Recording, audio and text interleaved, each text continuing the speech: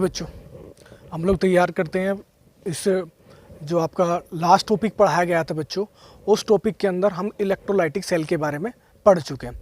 अब हमारे पास में जो इसके बारे में नेक्स्ट कंडीशंस आती है वो बेटा आती है diagram of electrolytic cell. Diagram of electrolytic cell. अब जैसे आप लोगों ने इलेक्ट्रोकेमिकल सेल का डायग्राम पढ़ा था ना, उसी तरीके से अब लोग इस डायग्राम ऑफ इलेक्ट्रोलाइटिक सेल या रिप्रेजेंटेशन ऑफ इलेक्ट्रोलाइटिक सेल, बात एक ही है, ये आपको समझना पड़ेगा। तो देखिए, हमने आपको पहले बताया क्या था, फिर उसी के अकॉर्डिंग हम चलेंगे। आप लोगों ने क्या लिया था कि आप लोगों ने एक कंटेनर लिया हुआ था।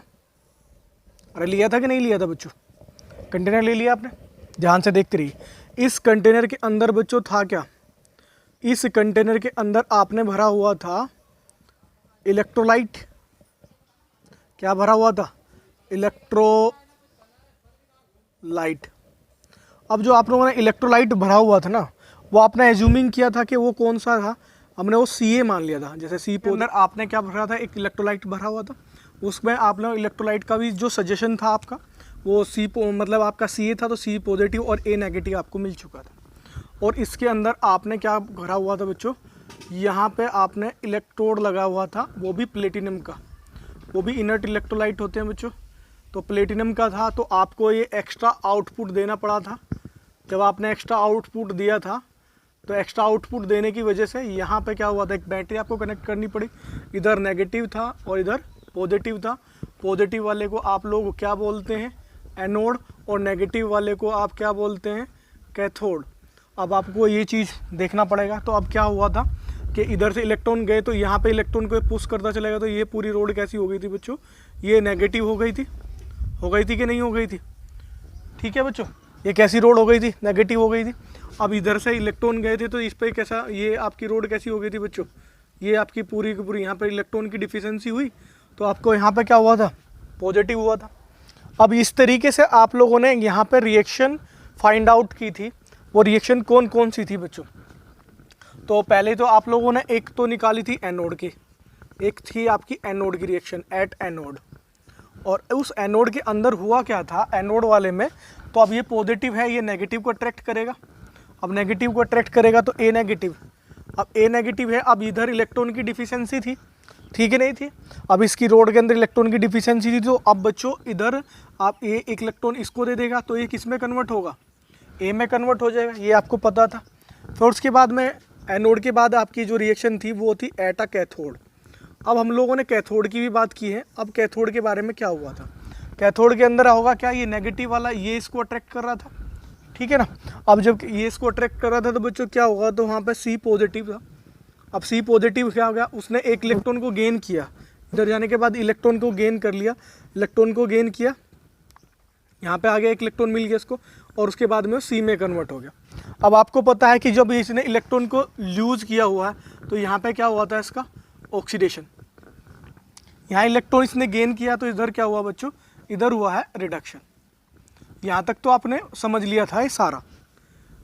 ये चीज़ आपकी लास्ट लेक्चर में आपको अच्छी तरीके से बताई गई थी कि आप किस तरीके से इस कंडीशन को कर सकते हो।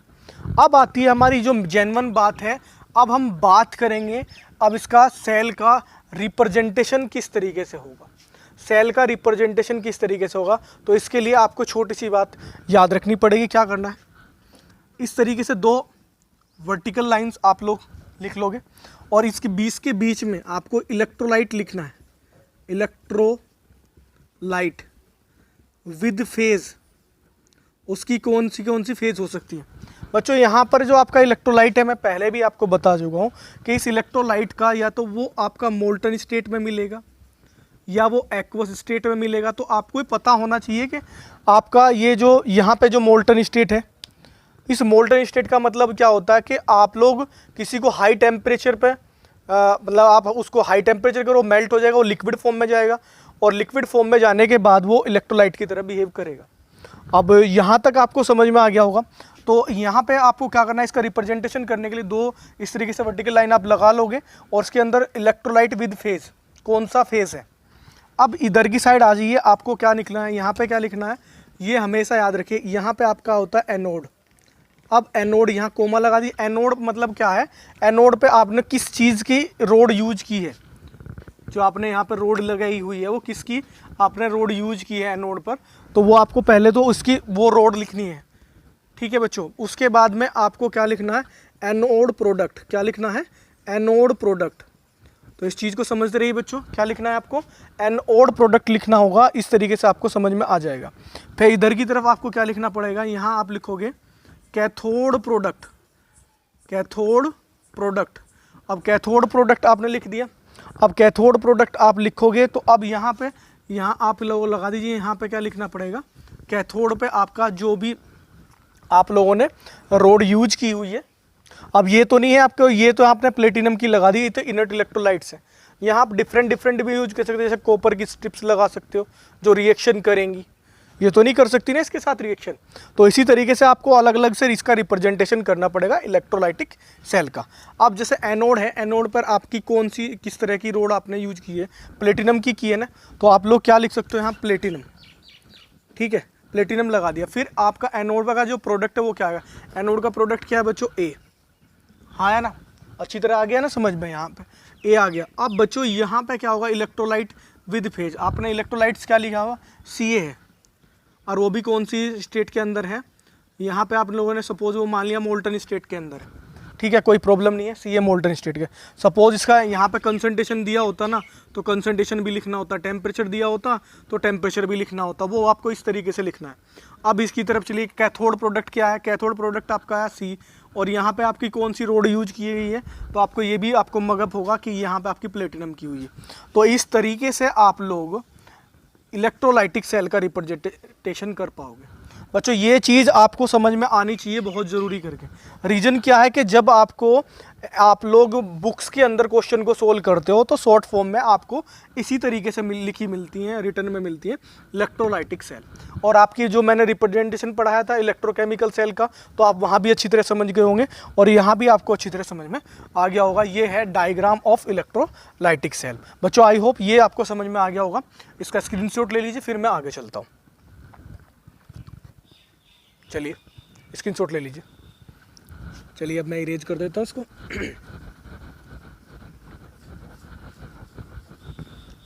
बच्चे अच्छी तरीके से आप लोग इसको देखते रहिए और समझते रहिए। एक बार समझ नहीं आए वीडियो को दोबारा देख लीजिए। देखिए ऑफलाइन कोचिंग और ऑनलाइन कोचिंग में थोड़ा सा डिफरेंस ये होता है कि आप लोग ऑफलाइन कोचिंग के अंदर जब ये आप लोग कोई आपको किसी भी कंडीशन की वजह से आप लोग सपोज वो लेक्चर ज्वाइन नहीं कर पाते तो आपका वो छूट जाता है। पर लेकिन ऑफलाइन में जब आपका रिकॉर्डेड पोर्शन आपके सामने रखा हुआ है तो आप उसको दोबारा रिपीट कर कर भी देख सकते हो।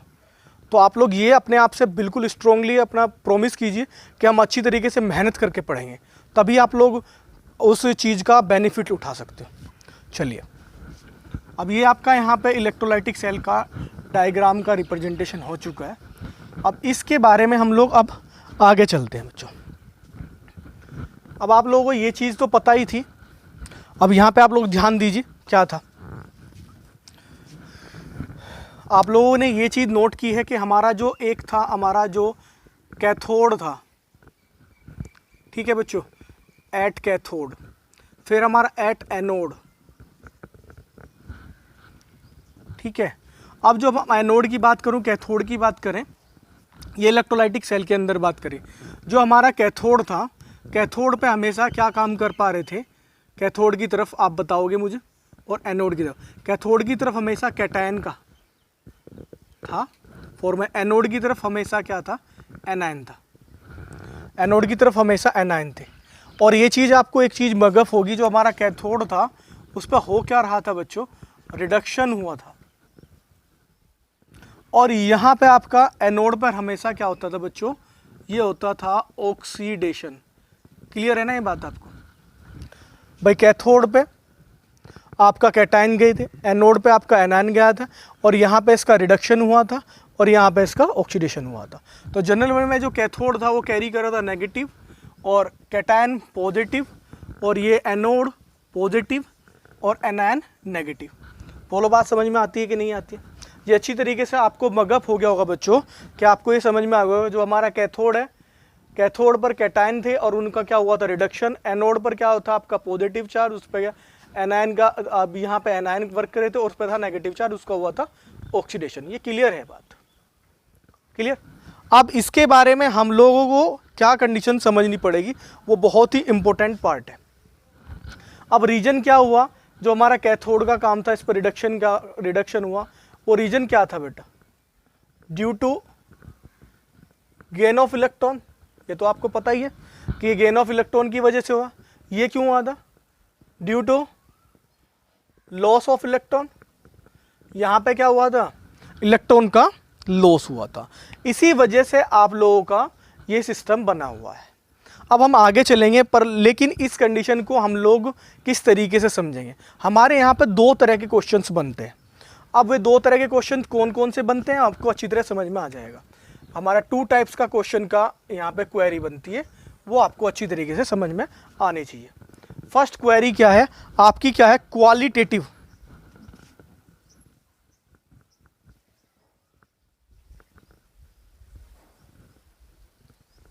Qualitative aspect,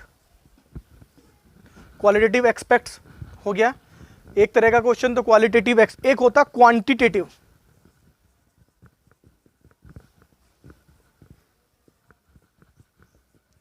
quantitative expect question, दो तरह के क्वेश्चंस आपके बनेंगे। एक तो बनेगा क्वालिटेटिव एक्सपेक्ट क्वेश्चन और दूसरा बनेगा क्वांटिटेटिव एक्सपेक्ट क्वेश्चन। अच्छी तरह समझ लेना बच्चों से। जो आपका क्वालिटेटिव एक्सपेक्ट क्वेश्चन का मतलब क्या है, अब क्वालिटेटिव एक्सपेक्ट क्वेश्चन के अंदर क्या क्या चीज़ आ सकती हैं और क्वांटिटेटिव एक्सपेक्ट क्वेश्चन के अंदर क्या क्या चीज़ आ सकती है, वो आपको पता होना चाहिए। तो क्वालिटेटिव एक्सपेक्ट क्या मतलब क्या है, राइज हो रहा है, कौन सा रिड्यूस हो रहा है, ये चीज़ आपका इम्पोर्टेंट पोर्शन है कि how will oxidise, how will reduce, कि कौन सा ऑक्सीडाइज हो रखा है और कौन सा रिड्यूस हो रखा है। तो कुछ ना कुछ तो गेट करना ही पड़ेगा। तो इसके अंदर क्वांटिटेटिव का मतलब वी विल गेट, हमने कितना मिला, हाउ मच बोल सकते हैं इसको, या हाउ मच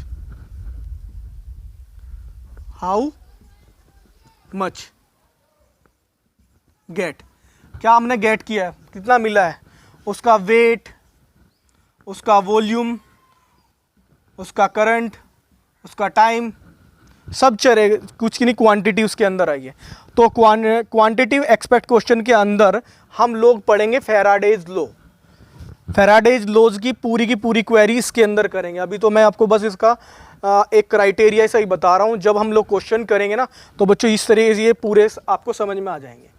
देखिए, अब यहाँ पे आपको एक बार दोबारा समझा देता हूँ। ये देख लीजिए, कैथोड पे हमेशा कैटायन थे और उनका क्या हुआ था, रिडक्शन। और रिडक्शन होता क्यों है, due to gain of electron. अब एनोड था, एनोड पे क्या काम कर रखा है, एनायन में आते हैं, यहाँ पे नेगेटिव, उसका ऑक्सीडेशन होता है due to loss of the electrons. Clear बात है। अब यहाँ दो तरह के क्वेश्चंस आपको पढ़ेंगे, एक पढ़ना पड़ेगा क्वालिटेटिव एक्सपेक्ट क्वेश्चन और एक पढ़ना पड़ेगा क्वांटिटेटिव एक्सपेक्ट क्वेश्चन। तो जो क्वालिटेटिव एक्सपेक्ट क्वेश्चन के मतलब होता है how will oxidise and reduce, मतलब क्या, कौन सा ऑक्सीडाइज हो रहा है और कौन सा रिड्यूस हो रहा है, ये आपको पढ़ना पड़ेगा। फिर उसके बाद में क्वांटिटेटिव एक्सपेक्ट क्वेश्चन के how much we will get, हम लोगों ने कौन सा, कितना हम गेट करें, इसका वेट, वॉल्यूम, करंट, टाइम, सब चीज़ आपको ये पढ़नी पड़ेगी। अब इसके अंदर ये जो यहाँ पे ये ऑक्सीडाइज है ना, ऑक्सीडाइज है, रिड्यूस है, इसके भी कुछ इफेक्टिंग फैक्टर्स होते हैं। तो हम लोग इसके इफेक्टिंग फैक्टर के बारे में भी पढ़ लेते हैं। तो इफेक्टिंग फैक्टर्स कौन कौन से होंगे भाई, इसको कौन कौन सा इफेक्ट करेंगे, कुछ तो इसकी कुछ ना कुछ तो कहानी होगी ना, तभी तो आपको पता चलेगा इसके कौन कौन से इफेक्टिंग फैक्टर्स हैं। तो आप लोग देख लीजिए कौन कौन से हैं।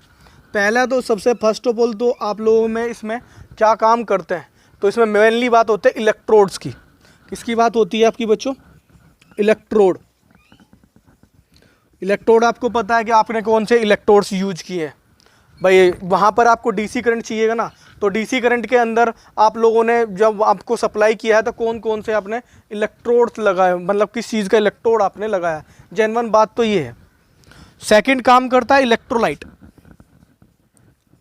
क्या काम करता है? इलेक्ट्रोलाइट। इस चीज़ को भी अच्छी तरीके से देख लीजिए, इलेक्ट्रोलाइट। अब इलेक्ट्रोलाइट की भी मैंने आपको बताया था, इलेक्ट्रोलाइट की भी फेज़ आपको पता होनी चाहिए। हम लोगों ने बताया था एक तो आपका मोल्टन है, दूसरी है आपकी एक्वस। मोल्टन के बाद में एक और फॉर्म होती है बच्चों, ईथर फॉर्म। तो आपको ये चीज़ याद करनी पड़ेगी, एक्वस फॉर्म के अंदर यहाँ पे आपको लिखा हुआ। तो इलेक्ट्रोलाइट कौन सी स्टेट के अंदर है, वो मोल्टन स्टेट में, ईथर है या एक्वस है। क्योंकि आपको ऑक्सीडाइज और रिडक्शन, जो ऑक्सीडाइज है और रिडक्शन का जो पार्ट है ना बच्चों, वो इन स्टेट पे डिफरेंट होता है। अब जो एक्वस वाली स्टेट है, देखिए आपकी जो मोल्टन स्टेट है, मोल्टन स्टेट का तो इजी आप लोग ऑक्सीडाइज और रिड्यूस पार्ट निकाल सकते हो आसानी से, कोई प्रॉब्लम नहीं है। बट इसके लिए एक्वस जो आपके साथ में आया है ना, इस एक्वस कंडीशन को क्लियर करने के लिए बच्चों आपको इलेक्ट्रोकेमिकल सीरीज पढ़नी पड़ेगी। उसके बिना आप एक्वस कंडीशन को नहीं समझ पाओगे, क्योंकि वहाँ पर आपको एसआरपी के अकॉर्डिंग बहुत सारा पार्ट आपको पढ़ना पड़ेगा। तो ये मोल्टन वाला और ये मोल्टन वाला जो पोर्शन है बच्चों, ये तो आप डायरेक्टली इजी पार्ट में कर पाओगे। बट ये जो एक्वस वाला जो पार्ट है, इसका डायरेक्टली आपको ऑक्सीडाइज और रिडक्शन नहीं निकल पाओगे। उसके लिए आपको में जो इलेक्ट्रोलाइट है वो कौन कौन सी स्टेट में होगा, यानी कि ये जो इलेक्ट्रोलाइट का ये जो मीडियम की बात मैं करूँगा, यानी कि इसको हम मीडियम भी बोल दे तो अच्छी बात है कि कौन सा मीडियम है, इसका मोल्टन मीडियम है, एक्वस मीडियम है। आई होप यहाँ तक आपको समझ में आया होगा। और फिर मैं अब एक क्वालिटेटिव एक्सपेक्ट को आगे बढ़ा रहा हूँ। ये हम पहले इसको पूरा फिनिश करेंगे पोर्शन को, फिर उसके बाद में क्वांटिटेटिव एक्सपेक्ट की बात हम करेंगे। वहाँ पर आपको हम फैराडेज लॉ पढ़ाएंगे बच्चों। बहुत आसान है, आपको समझ में आ गया होगा। चलिए बच्चों इसका स्क्रीनशॉट ले लीजिए, फिर हम आगे चलते हैं। चलिए ले लिया होगा। चलिए अब हम आगे चलेंगे।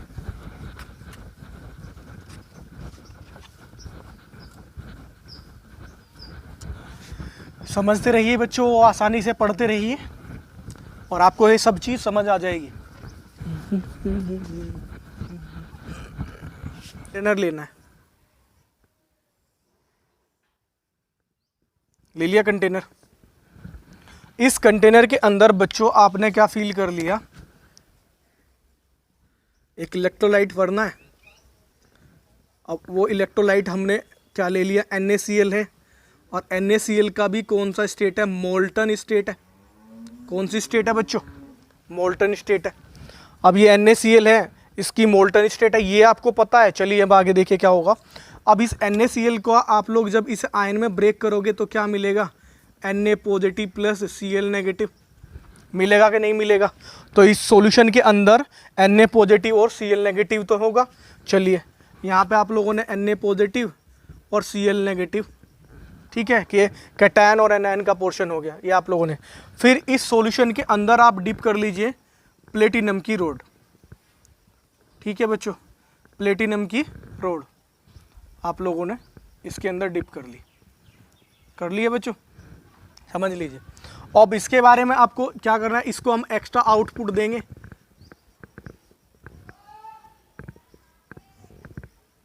ठीक है बच्चों, एक्स्ट्रा आउटपुट देंगे, दे दिया। अब यहाँ पे आपका एक नेगेटिव और ये पॉजिटिव, ये तो आप ही को पता है। ये इलेक्ट्रॉन को पुश करेगा तो पूरी की पूरी रोड कैसी होगी, ये नेगेटिव होगी कि नहीं होगी। अब इधर इलेक्ट्रॉन की डिफिशियंसी होगी तो इस रोड पर कैसा चार्ज, ये क्या कह रहा है, कैरी करेगा भाई पॉजिटिव चार्ज। देखते रहिए ये क्या करेगा, ये कैरी कर लेगा पॉजिटिव चार्ज। ओके, सिंपल सी बात है, मोल्टन स्टेट मैंने आपको बताया, आपको समझ में आया होगा। अब ये जो पॉजिटिव है ये नेगेटिव को अट्रैक्ट करेगा, आया ना, ये जो पॉजिटिव है नेगेटिव को अट्रैक्ट करेगा, पहले भी बताया हुआ। और ये नेगेटिव है ऑब्वियसली किसको अट्रैक्ट करेगा, पॉजिटिव को अट्रैक्ट करेगा। तो हम अब कैथोड और एनोड की बात कर लेते हैं। ये नेगेटिव वाला हमेशा होता क्या है, नेगेटिव वाला यहाँ पे आपका कैथोड मिलेगा और ये एनोड। अब हम ऑक्सीडाइज और रिड्यूस की बात हम करेंगे और अच्छी तरीके से आपको समझ आ जाएगा। चलिए बच्चों, अब हमारे पास में क्या हुआ यहाँ पे, इस क्वेश्चन को कर लेते हैं। ये बहुत ही इंपॉर्टेंट क्वेश्चन है बच्चों, ध्यान रखने ना, इनकी स्टेट ये मोल्टन स्टेट के अंदर है। मोल्टन स्टेट को आप लोग इसी तरीके से करेंगे जैसे आपने इलेक्ट्रोलाइटिक सेल का मैंने आपको एग्जांपल दिया था, CA वाला, सिंपल वही है। तो आप लोग यहाँ पे आप लिख लीजिए एट एनोड, एट एनोड बच्चों। अब इस एनोड के बारे में आपको पता होना चाहिए कि एट एनोड, अब एनोड की तरफ चले। अब ये एनोड है, अब ये एनोड किसको करेगा, ये जो पॉजिटिव वाला नेगेटिव को अट्रैक्ट कर रहा है, तो अब ये क्या करेगा, Cl। अब ये इसको क्या है, इलेक्ट्रॉन की डिफिशियंसी है ना, इधर देखिए इस रोड की इलेक्ट्रॉन की डिफिशियंसी है, तो इसको अपना एक इलेक्ट्रॉन दे देगा और ये Cl2 में कन्वर्ट हो जाएगा बच्चों। क्लियर बात होगी यहाँ पे। अब यहाँ Cl2 में कन्वर्ट हुआ तो अब इसको बैलेंस कर लीजिए। बैलेंस क्या करोगे, इसको यहाँ पे आप लोग हाफ 1/2 से कर लीजिए यहाँ पे मल्टीप्लाई, पर 2 से 2 कट हो गया तो सिंपल बैलेंस हो गया ना सारा सिस्टम।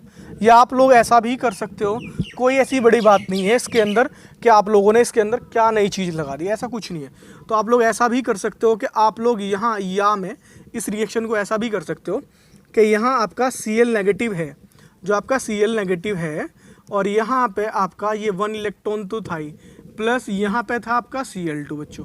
अब क्या था यहाँ पे 2 हुआ तो 2 से मल्टीप्लाई कीजिए। अब 2 हुआ तो यहाँ पे अब क्या होगा, 2 इलेक्ट्रॉन यहाँ पे दो इलेक्ट्रॉन ही डोनेट करेगा, तो 2 इलेक्ट्रॉन यहाँ पे चले गए। तो बच्चों इस तरीके से भी हो सकता है, कोई प्रॉब्लम नहीं है, आपको अच्छी तरह समझ में आ गया होगा। ठीक है, अब यहाँ पे आप लोगों के पास में क्या हुआ, इसलिए यहाँ पे दे दिया, इस तरीके से आप लोग कर सकते हो। अब एट एनोड की बात, अब हम बात करेंगे एट कैथोड।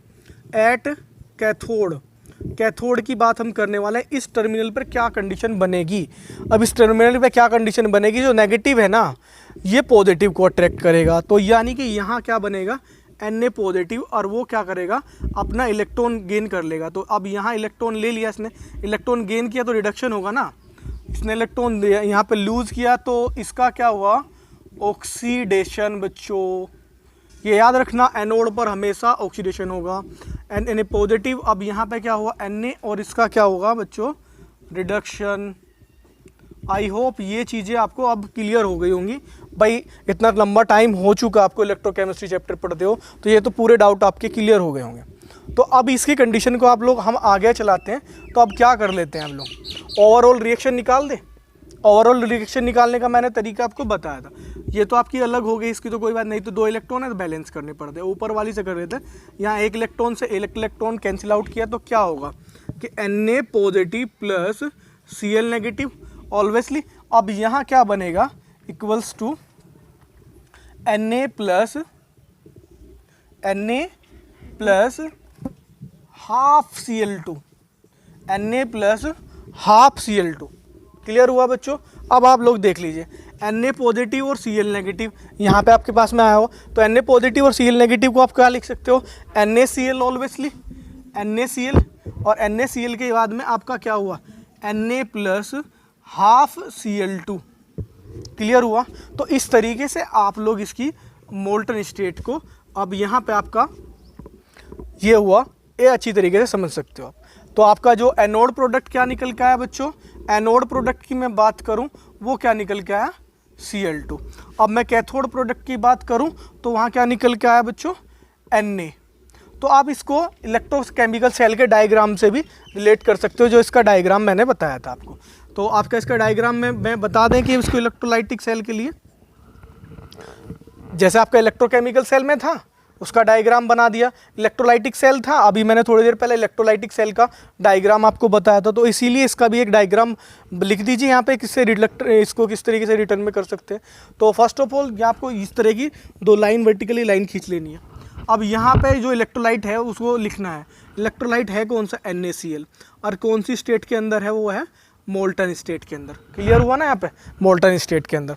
अब यहाँ पे मैंने आपको बताया था यहाँ एनोड वाला, सबसे पहले आप अच्छी तरह समझना चाहते हो तो सबसे पहले आपको हमेशा एनोड का ही लिखना है। तो एनोड पे आप लोगों ने ये जो रोड आपकी ली थी, ये प्लेटिनम की रोड थी।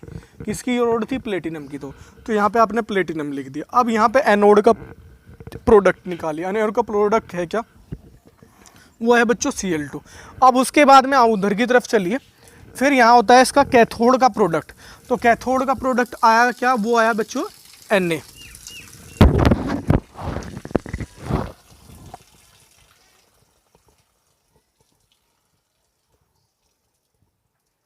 हाँ जी, चलो बच्चों, यहाँ इसका कैथोड का प्रोडक्ट आया Na। अब इसमें कौन सा रोड यूज किया था आपने?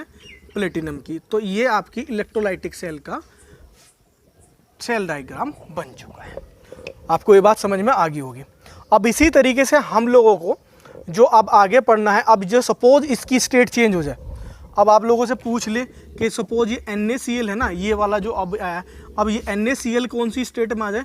एक्वस में हो जाए, तो हु विल, मतलब इसका ऑक्सीडाइज और रिड्यूज पार्ट आपको कैलकुलेट करना पड़ जाए। कौन सा करना पड़ जाए? किसका? ऑक्सीडाइज और रिड्यूसिंग पार्ट आपको कैलकुलेट करना पड़ जाए बच्चों। उसके लिए आपको इलेक्ट्रोकेमिकल सीरीज पढ़नी पड़ेगी। वो इलेक्ट्रोकेमिकल सीरीज हम आपको नेक्स्ट लेक्चर में पढ़ाएंगे और अच्छी तरीके से इस तरह के क्वेश्चंस करा देंगे, qualitative expect questions. Okay, thank you very much.